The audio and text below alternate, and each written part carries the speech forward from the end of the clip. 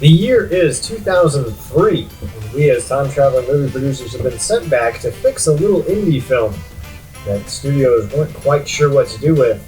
It's Elf! Cue the intro.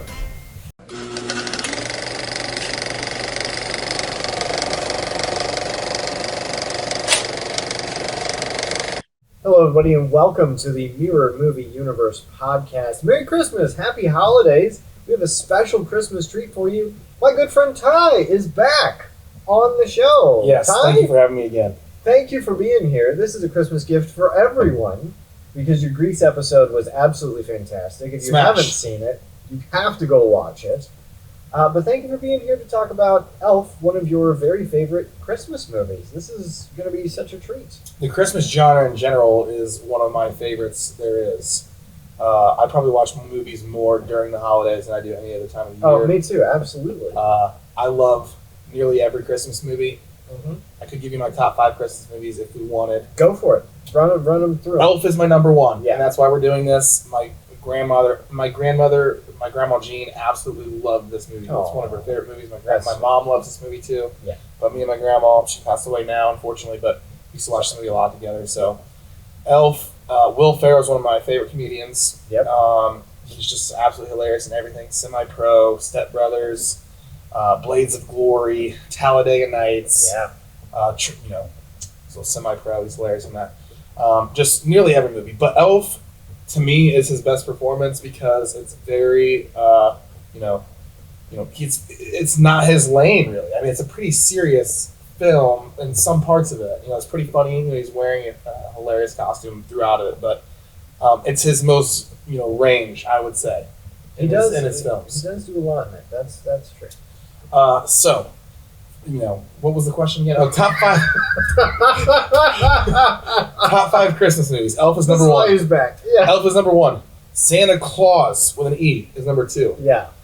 Number 3 is Christmas Vacation because it's me and my wife's favorite Christmas movie together. Number 4 is Grinch, Jim Carrey. Jim Carrey, yep. Number 5 flexes every holiday season. Most of the time, I lean towards Polar Express. Oh, interesting. Because it's a very good art film, and my mom is an artist, and I'm a graphic designer.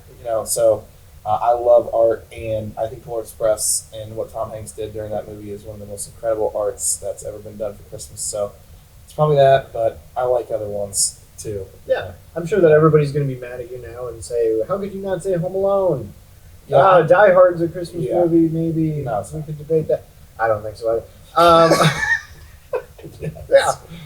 And I'm not a huge fan of Home Alone. It wouldn't be in my top 5. It wouldn't. It rarely gets in. Wow. The Christmas Story. Now everybody's the Christmas gonna hate Story. him, so. Christmas Story is most of the time in my top 5. My dad is a big fan of Christmas Story. Every single Christmas he watches it 24/7. That's fantastic. So he'll watch it all day. So usually it's in my top 5. But today's the Polar Express. So there you go. Christmas Story. My wife doesn't really like Christmas Story. She thinks it's pretty boring. But it's a great Midwest film. Christmas Story is great. All right. All right. Elf. So Elf, we're here to talk about Elf.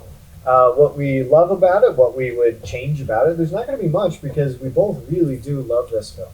But before we do that, we have to talk about what happens in Elf. So, Ty, what happens in Elf? There's an orphan in New York Yeah. that is living in the orphanage and he's really young. Santa Claus comes to the orphanage and visits to the kids because of course Santa Claus delivers to orphans. Yeah. I mean, he delivers to all the good boys and girls, right? Yep. So The baby Santa accidentally winds up in his sack of toys and gets taken to the North Pole, where he is adopted by an elf. That's correct. Raised in the North Pole. Papa Elf, one of the best characters in the movie. Yeah. Played by Bob Newhart, fantastic. Correct. Yes. And he raises Buddy the Elf, who is clearly a human because he is much larger than all the other elves. Yes. He doesn't fit in the toilets. When he's on Papa Elf's lap, he literally looks like he's like this big compared to Papa Elf. Right. He's riding a bike, and Papa Elf is riding on the back of it. Mm-hmm. Like some nice CGI work there. It's just some funny scenes at the North Pole where Will Ferrell is a large human, and there are little elves working there. He grows up to be a large old man while still in school. Yeah, and thinking that he is an elf when he is in fact a human. Correct. Yeah. Yes, which is just hilarious because Will Ferrell just has this hilarious, innocent-looking outfit. He has yellow tights on. Yes. He has a green. Probably, if you say today, like what does an elf look like? This is probably the image of an elf nowadays because the green outfit, yellow tights, green pointy shoes, a green pointy hat, and he's just looks innocent as all get out the entire episode, and it's hilarious. Yeah. So he goes to New York to meet his real dad. He finds out he's not actually an elf; he's a human, and he's going to go meet his real biological father. I shouldn't say real. His biological father, who's a human. And his biological mother has passed. His father has remarried and has a son and everything, and is on the naughty list. He's a very mean publisher. So Will Ferrell shows up in New York, and then what happens? So he takes this journey from the North Pole to New York. So you go from basically what looks like old Rudolph claymation type of look, but that's what they were going for, right? Yeah. To basically smack dab in the middle of New York, and they shot these scenes with Will Ferrell out there in public, right? So, picking gum off of the thing and eating it, because he doesn't know that this isn't free gum, right? Free gum is his, right? Jumping across the lines in New York City because he just thinks like the lines are just like hopscotch, basically, right? Right. In New York, the world's greatest coffee. It's just this average diner in New York that's averaging, that they have the world's best coffee on a sign out front. Will Ferrell actually believes this because he's just an innocent elf that believes everything in New York, right? All of the big world is real, so there's no cynicism. He doesn't understand like sarcasm or anything. Like when he's at the North Pole, he's friends with all of the animals, right? I still to this day, my best, one of my best friends, John Wolomowski. Every time we hang up the phone, it's bye, buddy. I hope you find your dad because, the Norwal, right? The Norwal during bye, buddy. I hope you find your dad. Yeah, because he talks to the animals while he's walking through the North Pole. Well, he doesn't talk to the animals when he gets into New York because he meets a raccoon that does not like him pretty quickly, like from transition to claymation world, North Pole to New York. He's getting bit by a raccoon pretty quick, so quickly finds out that the real world is not fun. Yes, but he does reconnect with his dad, who's bitter and angry, and realizes through a DNA test that this guy is actually his son. So he kind of reluctantly lets him stay there. At the same time, Will Ferrell winds up accidentally working at a department store called Gimbel's, not Macy's, but it's basically Macy's, and falling in love with Zooey Deschanel's character, which is this she's a kind of a bitter, disenchanted human who is dressed. She works at the store, right? Yeah, she works at the store. Gimbel's. She's dressed as an elf, so he thinks, maybe there's something there. They kind of have a little bit of a spark and everything, and then at the end, Santa's sleigh crashes in Central Park, and he has to help fix it because he has all this elf knowledge, and then everybody realizes that Santa is real. They sing Santa Claus is Coming to Town, and it's a very heartwarming ending. I had to go. Quite a bit I had there. to. You were doing like every joke. We were going to be here for 45 minutes. No, but the main gist of the story is that he rekindles a relationship with his father. Yes. His father is reluctant to bring in a grown man into the household when he has a child who believes he's an elf. Right. So at first, it's this, my father doesn't want me. Sadness, right? He's sleeping in the window of the store.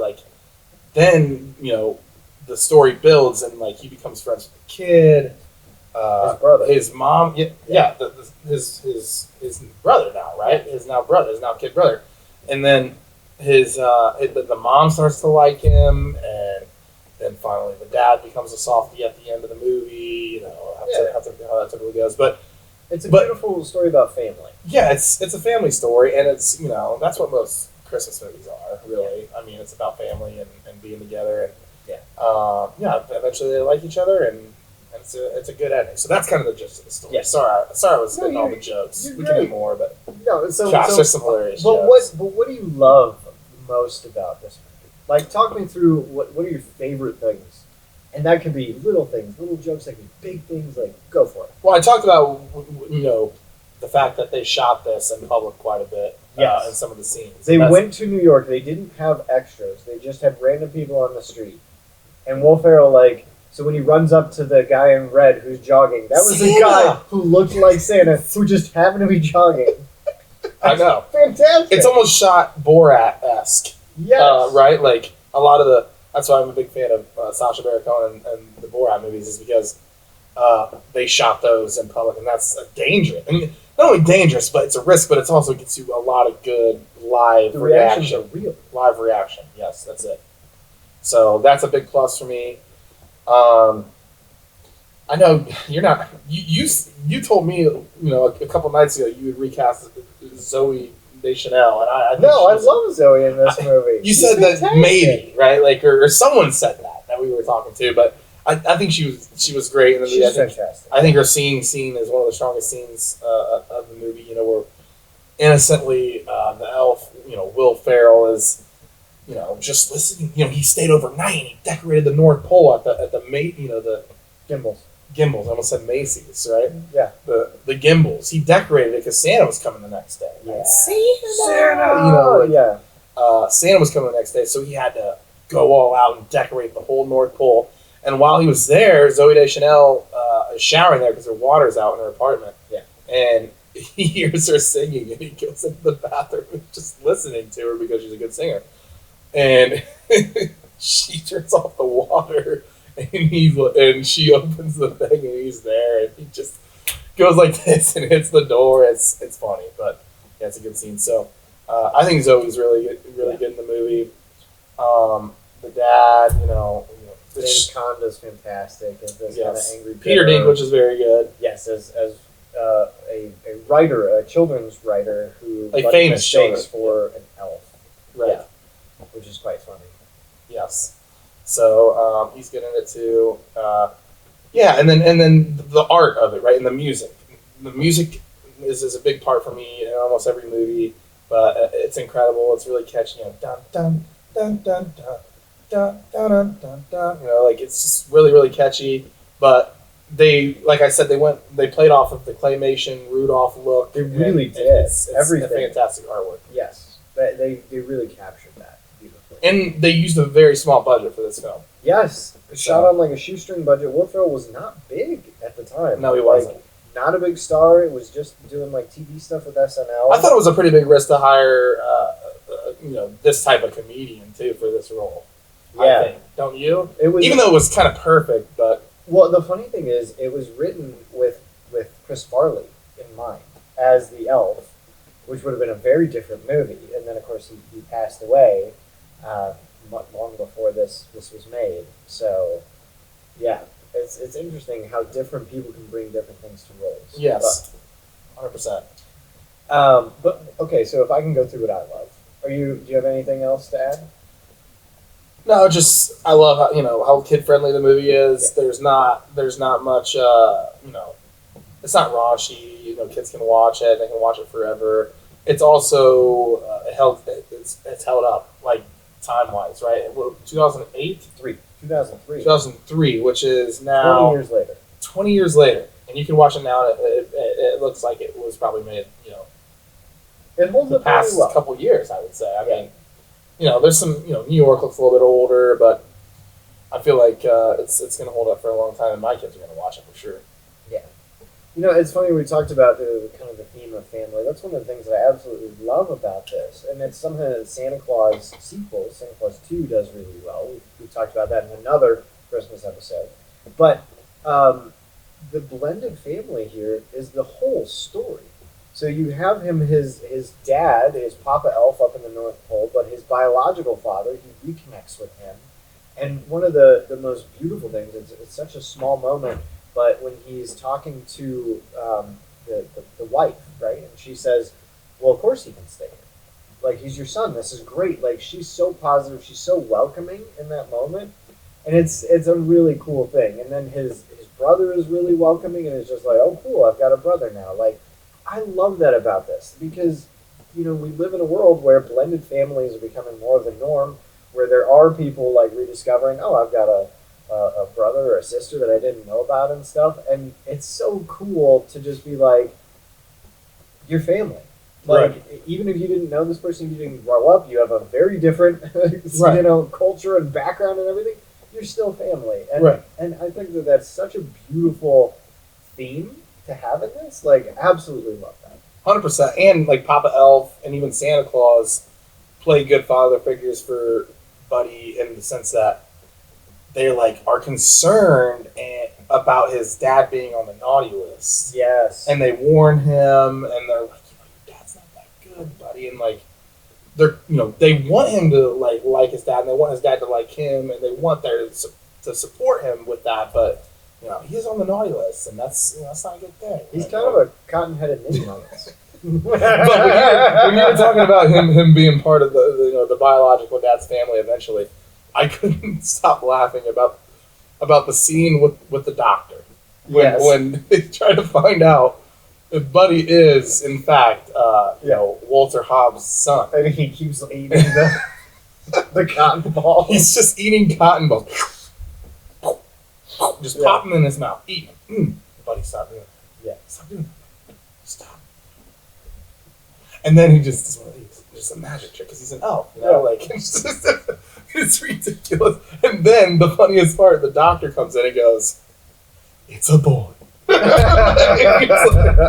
it's like you in fact are a father. Like, it's like, oh no, yeah. But he also eats he eats hilarious stuff. Right? Yeah, the spaghetti with syrup and marshmallows and sprinkles and candy corn, candy cane.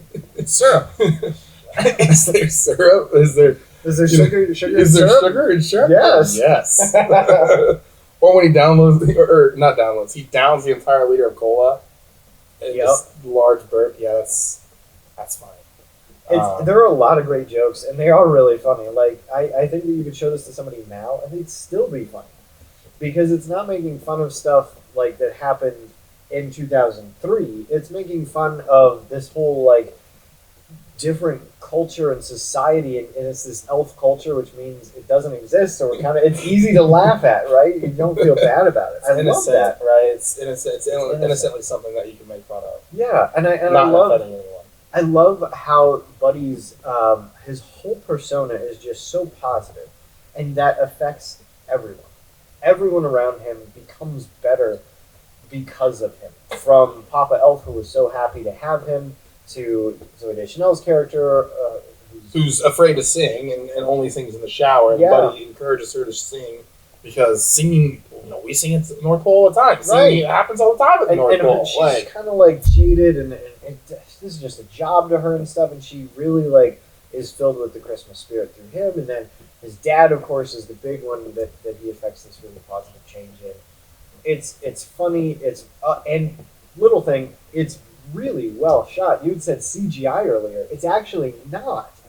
All those scenes are forced perspective. Forced perspective, right. Which is so CGI. Cool, which means that Will Ferrell was just in a different place in relation to the camera lens that made him look bigger, and everyone else is there.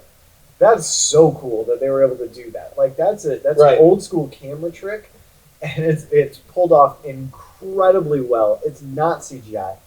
And it's one of the reasons I think that this movie holds up so well, because CGI always looks a little fake, right? It always does. The forced perspective you're talking about is basically you place the camera deep in a room, and you put a bunch of the elves, that are supposed to look smaller, towards the front, up near the by the camera, and then you put Will Ferrell way back, so he looks huge, and then you shoot it that way, and then you kind of put the room behind it. That's what forced perspective is. So. It's just shot so well. It's thought out so well. It's just like most of the movies on my top 5 Christmas-wise. It's going to hold up for a long time. Yes.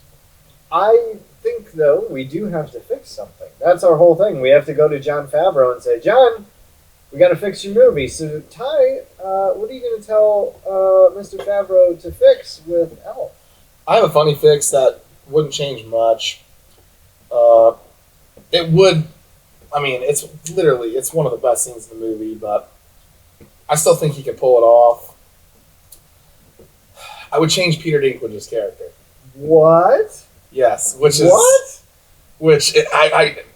because I'm really big fans of this guy, right? That I'm going to put as the character. Okay.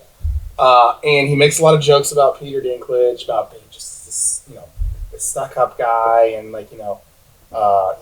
which Peter Dinklage is probably a nice guy or whatever, but I think this person deserves a big role at some point in a huge movie. Brad Williams. I would put Brad Williams as Peter Dinklage, and be the South Pole elf in Elf, because he deserves that role more than Peter Dinklage. But Peter Dinklage is hilarious in that movie, and I'm sorry, Peter Dinklage, for taking you out of that role.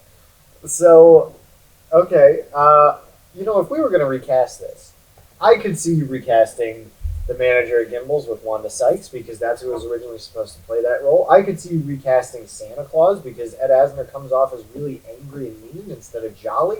I could see you recasting a bunch of people. I never would have guessed the elf, the angry elf, as the recast. Interesting. Okay. Just because it's an easy, well, not really easy. I mean, Peter Dinklage was freaking amazing in that scene, but it was one scene. It was right, one it's scene. It's one scene, so it's easy to reshoot. Yeah. So you see the dailies coming back and you go, no way. Not this guy. It's Peter Dinklage. He's going to go nowhere. He's had his big break. He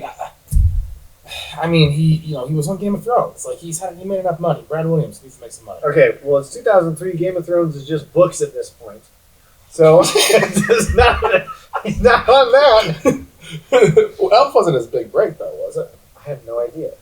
No, he had like one scene in it, but I just was trying to pick an easy thing to change. Okay. The only other thing that I could possibly change, if you didn't want to change that, because I do love Peter Dinklage. He's so serious, so funny, so hilarious. Who in is that Brad scene. Williams? He's another comedian with dwarfism.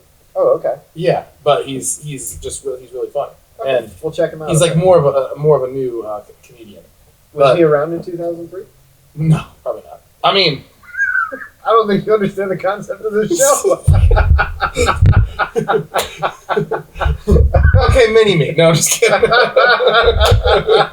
Brad Williams, how old would he have been? But Brad Williams is probably in his 40s, so he would have probably been young 20s, maybe. So it would have been, he would have to have been like a young CEO.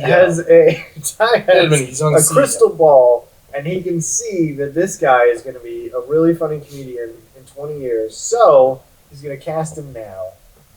Oh, he's probably doing comedy in 2003, but he definitely wasn't a movie star yet. Okay. So that was a mistake on my part. That's fine. Did you have something else? The other fix that I would do, because I can't do that, obviously, because Brad Williams probably wasn't enough of a movie star. Maybe he was. They had a shoestring budget. The biggest name they had was James Caan. So, maybe. The other fix I would do is the time from coming to the North Pole to New York is too fast. Okay, I see that. He's on the iceberg floating away, and then he comes out of the Lincoln Tunnel. Yes. He needs to travel a little bit more, I would say. That's a good point. In every other Santa-type movie, Santa flies on the reindeer, and then when he goes back to North Pole, he flies on the reindeer. So it would be really easy to just loan him a reindeer, and then he could say bye to Blitzen or something. Like, that would... He walked across the mountains, I guess, and did a few things, but I just think that time period from, like, when he gets to New York to, like, when Santa gets there, it's pretty quick. Yeah, it is. They spend a lot of time at the North Pole, but yeah, I think the time period is I think that was my wife's fix, so I'm just kind of stealing that. Cool. I'm also stealing my wife's fix because it's Christmas. My wife hates the "Baby It's Cold Outside" song, and I know that you raved about how that was your favorite scene, was seeing Zooey Deschanel in the shower, but it is a little weird, isn't it? Yes, I get that he was raised by elves. Do you think that he hung out in the Lady Elves showers? Like, he's smart enough to know. What if it was just like a communal shower that anyone could have used? It didn't look like a communal shower. It looked like when he was showering and he's huge in it, it just looked like he's just huge in a shower. It wasn't like a gym shower scene when everyone else was around him. Well, you're talking about the North Pole shower. You're not talking about the I'm talking Dimble about shower. Well, I'm talking about that one because you brought up like maybe it was a communal shower in the North Pole. It wasn't. It was a single shower. I'm talking about the communal shower at the work. But why, if he hears a lady's voice in there, why would he be like, "Oh, I'm gonna go in the shower"? That's kind of creepy. Well, he's innocent. He doesn't know. He just. Yes, he doesn't know why she's in there. Raised by elves, but do you think that the elves are all just like, "Hey, we can shower wherever we want"? I don't think elves see gender.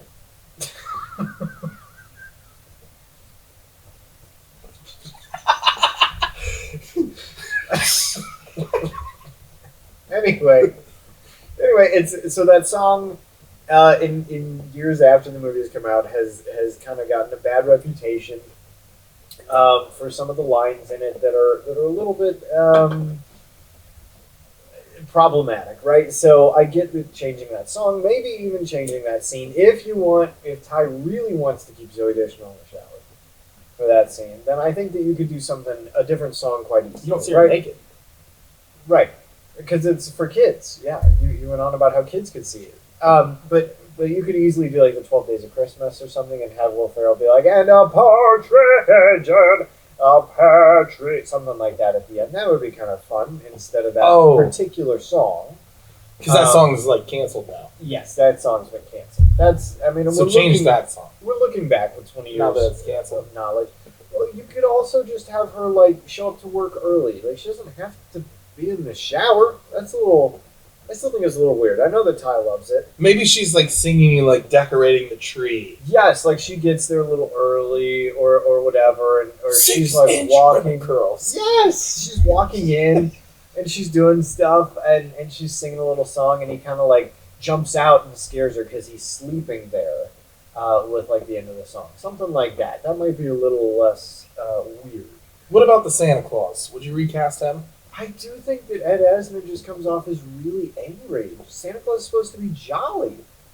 You know, I was thinking about this, who it would be. If it was me, The real Santa Claus or the store Santa Claus? The real Santa Claus. The real Santa Claus is just too angry. If I was going to recast him, I would do, this is going to be, whatever. The guy who played him in... Tim Allen is the only Santa Claus answer there is. No, in Elmo Saves Christmas. The guy who plays Santa in that is fantastic. Who? Bring him back. The guy who plays Santa in Elmo Saves Christmas. I thought you were going to say Bad Santa, because that Santa's hilarious, too. Oh, my gosh.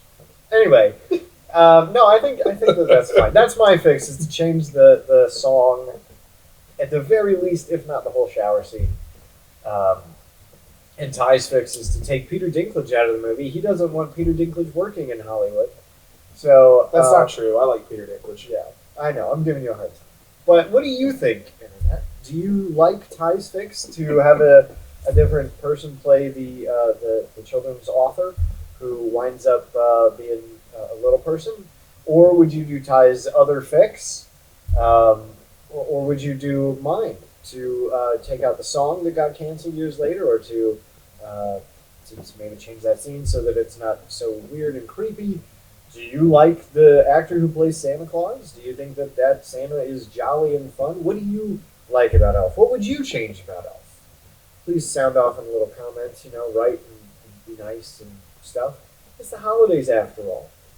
Merry Christmas, everyone. Merry Christmas. Thank you for being here, Ty. This was a true present. I can't believe it. We're here at the fire in the same clothes that we were in 10 months before. It's fantastic. What a lovely gift. What a joy.